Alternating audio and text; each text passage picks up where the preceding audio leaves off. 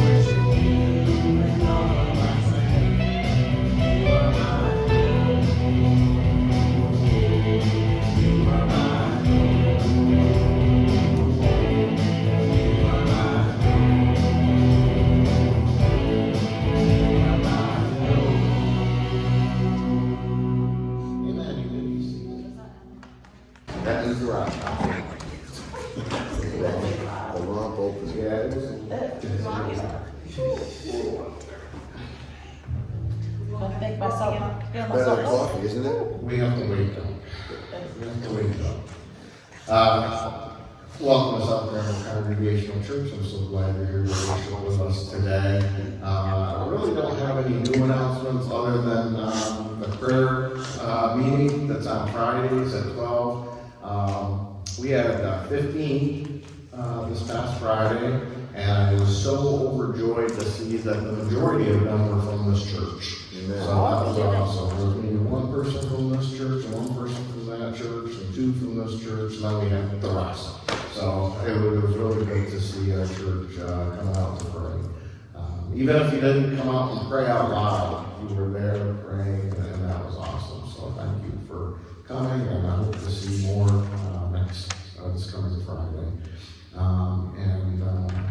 That's all the announcements I have right now. Any praise or prayer requests today? I guess I would surprise if I didn't have something to say. I'd like to wait to see if anybody else has something before I insert. As Friday, there was a gentleman there who was 27 years old who was homeless. And I bring this up because I ask you, when you pray, to pray for Jacob. I had lunch with him. I spent over an hour talking to him. He's a very interesting young man. He's been through an awful lot. Abuse, he's living on the river. Yes, January and February. Please pray for Jacob. I don't want to be long-winded. Thank you. All right. We'll continue our worship with King of My Heart.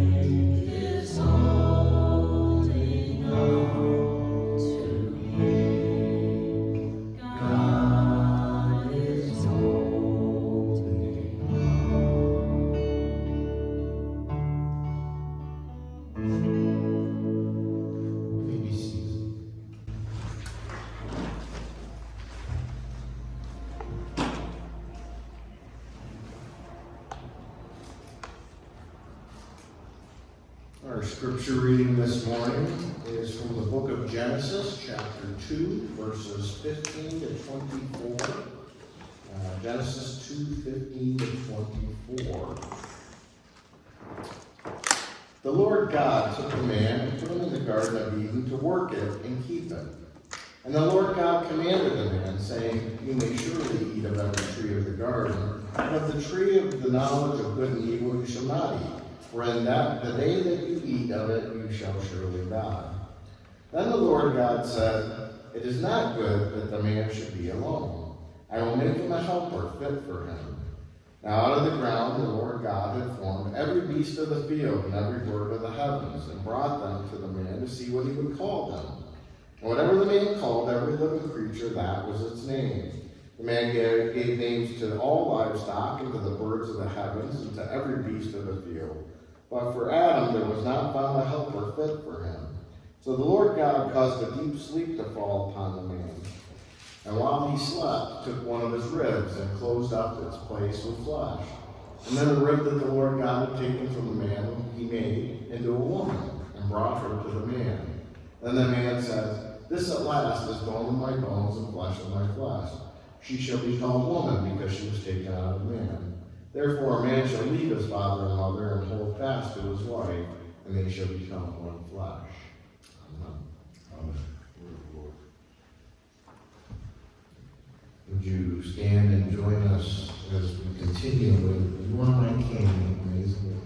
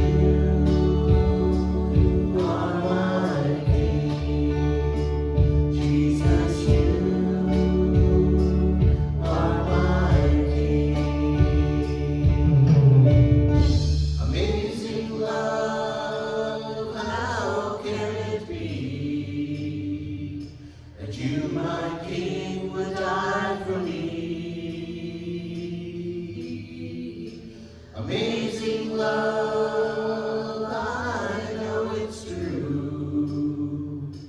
It's my joy to honor you. Amazing love, I can be. To my King would die for me. Amazing love, I know it's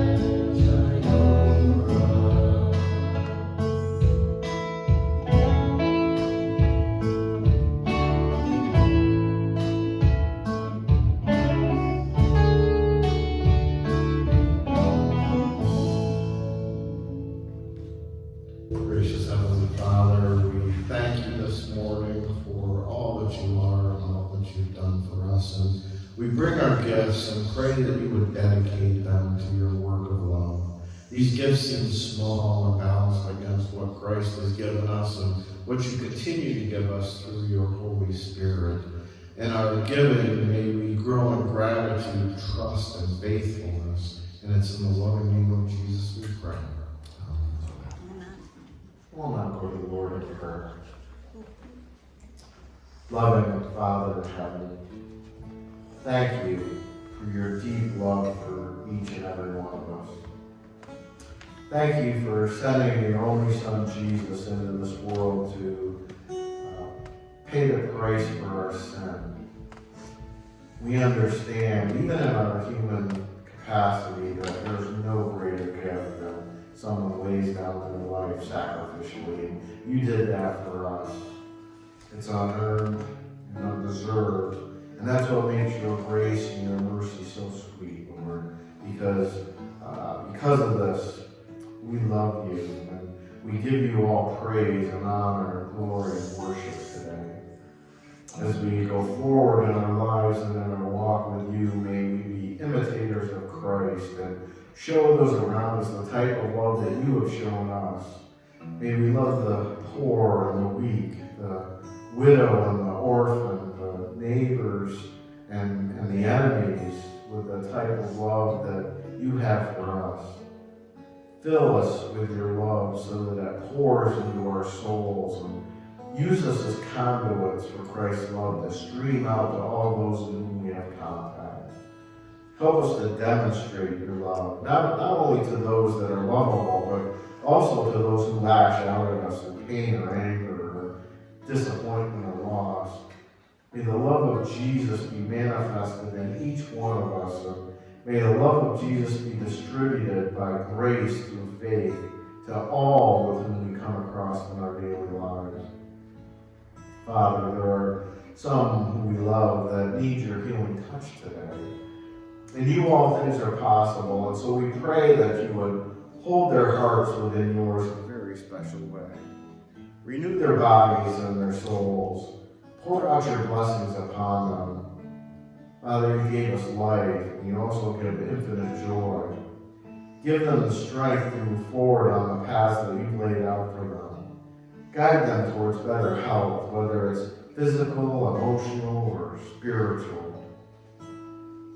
We pray for those in Ukraine today, Father, and pray that in your sovereignty you would protect those who are innocent. We especially lift up our brothers and sisters in Christ, but we pray for all people. We pray for our nation. Father, speak wisdom to our leaders. Set them on the right path and bring this nation back to you. Loving Father, as we continue our worship this morning, we pray that the songs we sing, the prayers we pray, and all of our beings are pleasing in your sight. May your Holy Spirit guide us and help us as we continue to follow you today and every day. It's in the powerful name of Jesus we pray. Amen. Love is patient. Like not honking the horn when you're already 11 minutes late. Love is kind. It's doing all the chores so she can wake up to a clean house. It does not envy. Being truly joyful when your friend gets the promotion, even if you didn't. It does not boast. Love does not remind your kid of his 20-game losing streak. It is not proud. How about we apologize more often? It is not rude. And let's not value a like over someone's feelings. It is not selfish. Love shares that last cookie. It is not easily angered. It breathes when it wants to scream. It keeps no record of wrongs. Love does not bring up the past, even though right now it'll be really convenient and totally win me this argument. Good night. Love does not delight in evil, but rejoices with the truth. Love doesn't get excited when people get destroyed online. It always protects. Love always stands guard. Always trusts. Always leans into the promises. Always hopes.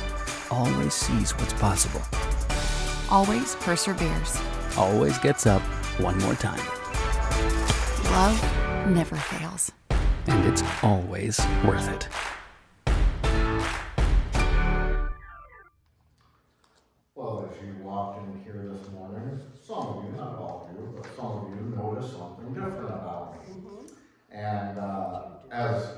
told Brad, in front of most of you, I would explain during the sermon. And so here we are, and so the question is, why did I shave my beard and my mustache off? Could it be because Gotham once again needed the Caped Crusader? Because certainly the officials down in New York City aren't going to do it. Right? Or perhaps it's even worse than that. Perhaps Catwoman is at it once again. Actually, that's one cat that I really like. And it's so much so that I married her.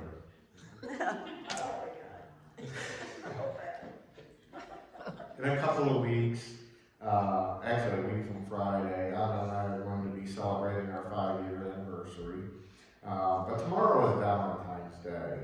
And for me especially, since I have my anniversary and then Valentine's Day and then Anna's birthday all in February, but really for all of us, February is a month where we celebrate love.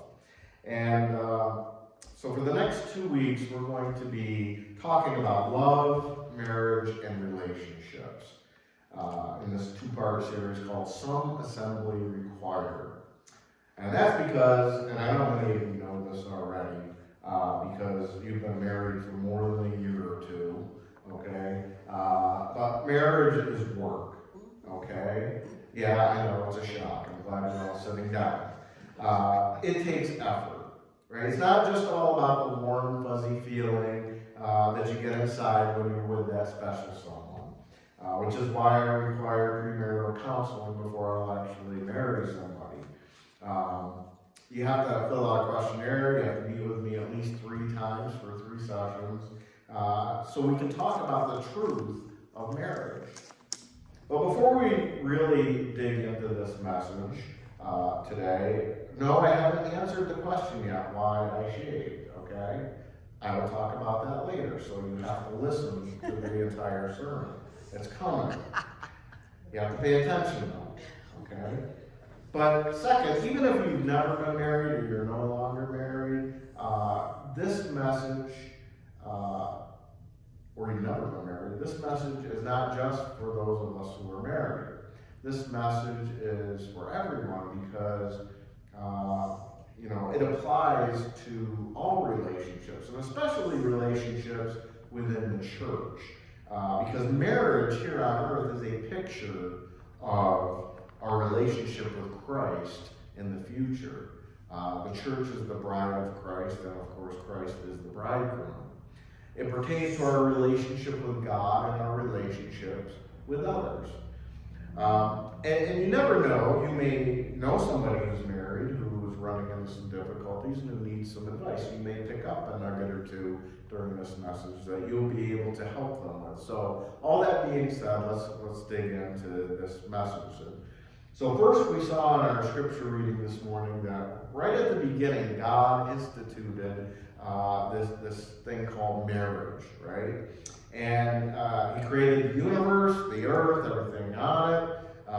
And then he created man, and then he put man in the Garden of Eden, kind of a heaven on earth, and he put him there to take care of his creation. And as you read through Genesis 1, you'll see that God creates and everything is good, right? He creates the earth, the land, and then the water, and it was good. And he creates plants and trees and fruit, and it's good. He changes the atmosphere so that light is now coming through so that it's conducive for animal life. And so now you can see the sun and the stars and the moon, and it's good. And then he creates all the living creatures on earth, and it's good. And then he creates Adam and Eve. And we're still in chapter 1 here, starting with verse 26. Then God said, "Let us make man in our image, after our likeness, and let them have dominion over the fish of the sea, and over the birds of the heavens, and over the livestock, and over all the earth, and over every creeping thing that creeps on the earth." So God created man in his own image. In the image of God he created him, male and female he created them. And God blessed them, and God said to them, "Be fruitful and multiply, and fill the earth and subdue it, and have dominion over the fish of the sea, and over the birds of the heavens, over every living thing that moves on the earth." And God said, behold, I have given you every plant yielding seed that is on the face of all the earth, and every tree with seed in its fruit. You shall have them for food. And to every beast of the earth, and to every bird of the heavens, and to everything that creeps on the earth, everything that has the breath of life, I have given every green plant for food. And it was so. And God saw everything that he had made, and behold, it was very good. And there was evening, and there was morning, the sixth day. Everything's not only good, it's very good, right? But then in our scripture reading today, from this morning, which is Genesis chapter 2, chapter 1 was like a high-level overview of creation, right? A summary of creation. Now chapter 2 is going to kind of get into the weeds. It's going to go down in a closer look. And so our scripture reading today is really more detail of what we see in Genesis 1:26 to 31. And as we get into those details, we see that creation was a process, right? In Genesis 1, we see God created man and woman. In Genesis 2, we see that first God created man, Adam. And he sets Adam as a steward over his creation. But as verse 18 says, something isn't good. Then the Lord God said, it's not good that man should be alone. I will make him a helper fit for him. Now, I like the New King James a little bit better on this verse, and let me explain why. The New King James says, I will make him a helper comparable to him. Okay? God made all of these animals, dogs, monkeys, horses, all kinds of animals, cats. I still think that was a mistake. He's God and I'm not. Okay? But they all make great pets, right? But they're not comparable to him. And the Hebrew word for fit, or in the New King James comparable, is the word neged. And it means that which is opposite, that which corresponds, in front of, before, similar, and of equivalent quality. Comparable is really a better translation than fit. But from Adam, from man, which is the Hebrew word ish, is translated man, husband, or human being in English. God creates Eve, woman, the Hebrew isha, and it's translated woman, wife, or female. And we see this institution of marriage created in verse 24. Therefore, a man shall leave his father and mother and hold fast to, the New King James says, be joined to. I like that better as well. His wife, and they shall become one flesh. These two similar, comparable, equal, but opposite human beings are going to be joined together and become one flesh, so that we can get the God's command in Genesis 1:28, be fruitful and multiply, and rule over the earth and subdue it, and have dominion over the fish of the sea and the birds in the heavens and over everything that moves on the earth. And that doesn't just happen. Some assembly is required. Marriage comes with assembly required. And it's going to require a certain kind of love, which we're going to talk about in just a minute. But, the day you get married isn't the beginning of a fairy tale happy ending. Now, we want our brides to have a fairy tale wedding, a beautiful wedding that they'll always remember, but it's not the beginning of a fairy tale happy ending. It's the first day of a beautiful, but sometimes challenging journey. It's a process because we're all broken individuals who, through work and a lot of that special kind of love, can be objects of grace in and through each other. Have you ever looked at something in the store or in a catalog or online and you just marveled at how awesome that looked, and you were like, yeah, I'd really like to have that. And then you finally break down and you buy it, and when it arrives at your home, it's in a big, heavy box, and it's all in different parts. And on the outside of the box, it says some assembly required. It could be a desk or a gazebo or a bookcase or an end table, right? But some assembly is required. Why can't it be simple? Why can't it just come like it is in the picture, right? I mean, why do you have to put work into it instead of it conveniently having everything in place. Wouldn't it be great if life was like that? Especially when it comes to marriage. But as I've said, marriage requires work. All relationships do. And one of the things that helps to do that work is love. And Paul tells us in Ephesians 5:1-2, as he outlines how we should conduct ourselves as Christians, he says, "Therefore be imitators of God as beloved children, and walk in love as Christ loved us and gave himself up for us, a fragrant offering and sacrifice to God." In the Bible, there are 3 different words in the Greek that are all translated into English as the word love. The first one is phileo, and that means familial or brotherly love. It's where Philadelphia gets its name from, right? And then the second is eros. That's where we get the word erotic from. It's erotic love or sexual love. It's the name of the Greek god of love. The Romans called him Cupid, so there's a little Valentine's Day trivia for you. We certainly have a lot of that type of love when we get married. I mean, that helps us to be fruitful and multiply. But that word is actually never used in the New Testament. It's only found in the Septuagint, which is the Greek translation of the Old Testament, and then only in a few verses. When that type of love is talked about in the New Testament, usually Paul is implying it. But he never actually uses that word. And that brings us to the third word, which is frequently used in the New Testament. It's the most frequently used in the New Testament, and that's the word agape. That is the type of love that God has for us.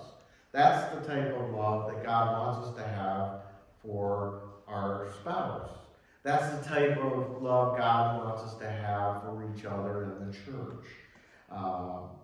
But especially when we're married. And that's the word Paul uses in Ephesians 5:1-2. And one of the best pictures of this type of love, this agape love, I mean, we can say we should love like God, we should be imitators of God, but what does that really mean, right? Well, one of the best pictures of this type of love wasn't even written in the context of marriage. It was, yet it's probably the most read passage at every wedding, right? Not every wedding, but almost every wedding this passage is read. And that's 1 Corinthians 13. In context, that passage, what Paul's describing, that love he's describing, is for the Corinthian believers in the church. Because they're having all kinds of spats and arguments and problems. They're arguing over spiritual gifts. Oh, you don't have tongues? Well, I have tongues, so I'm better than you, right? And so Paul starts right out in the first couple of verses telling them they need to love each other, and that if he doesn't have love, he has nothing. And then he describes it, and he says, love is patient and kind.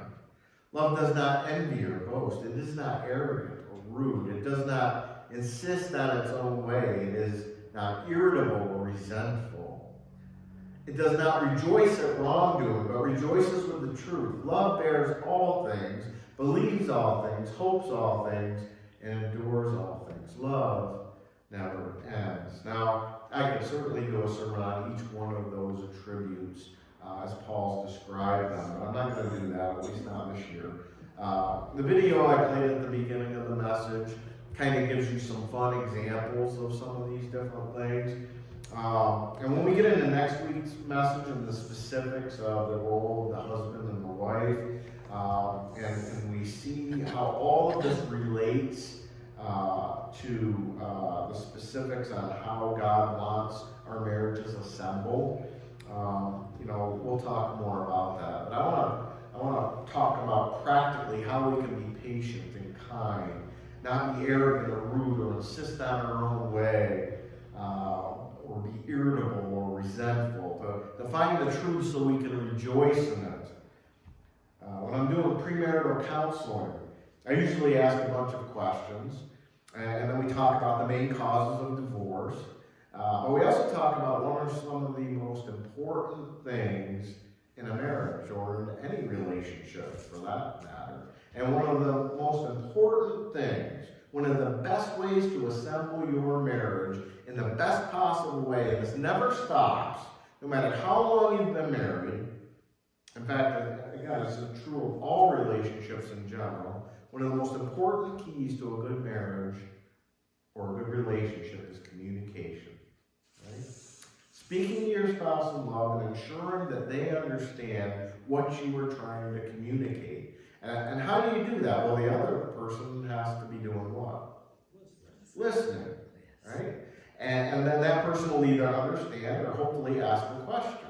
And because if you don't understand what your spouse is saying, or you think they may be saying something other than what you're hoping that they think you're saying, they may ask, or you may ask, what do you mean by that? Okay, what do you mean by that? Can you explain that? Because this is what I'm hearing. Don't just fly off the handle and be arrogant, rude, irritable, or resentful. That isn't love. Love is patient, kind. It's a process. Some assembly is required. And if you love, honor, and cherish your spouse, or this person you're in this relationship with, if you're imitating God and walking in love as Christ loved us, you'll do that. Sometimes, if you're truly listening, you may learn something that you didn't know before. And that may give you an opportunity to show that person how much you do truly love them. Now, last week, I had kind of trimmed my beard. I've been letting it grow out just to see how full I could get my beard, kind of, like Brad, and see if I could get a Brad beard. And it's hard for me because I have just enough Native American blood in me that I just can't do it. It just comes in patchy and crazy. But I thought it was super cool, so why not? Let's just do an experiment and see what happens. And so I was getting some crazy spots, and so I trimmed it, and I went out, and I was sitting in the living room, and I said, I trimmed my beard, and we had this conversation, and I told her about what I was doing and why. And you know what I learned by communicating with my wife and listening to her? She doesn't like beards. She doesn't like any facial hair. She prefers clean shaven. Now, we've been married for almost 5 years and together for over 6, and I'm just learning this now. I've had a mustache since 1988 when I was in the Marine Corps. So I was like 20 years old. And I've had a goatee for the last probably 3 or 4 years, a couple of years before I got Anna. And I learned that she was just tolerating it. Because she compared it to if I asked her to shave her head, she wouldn't do that. And that'd be crazy. Well, so she didn't want to ask me to shave my beard or my mustache. Well, it turns out I'm really not that attached to it. I mean, it's nice to not shave, but to be honest, my beard is gray, right? And as Brad so lovingly said, I look much younger without it. And Anna really likes it. Win, right? And besides, love endures all things. Amen? Amen. Tomorrow's Valentine's, gentlemen and ladies, so I'll be paying for this message tomorrow. But, any questions or comments today? Moisturizer helps too. Moisturizer, yes. Yes, sir. Soft, right? Yes. All right, we'll work on that. All right, let's close with Trading My Sorrows. We're going louder than normal. I said we're going louder than normal. I like the louder thing. All right, Trading My Sorrows. You ready, Vicky? Yes, sir.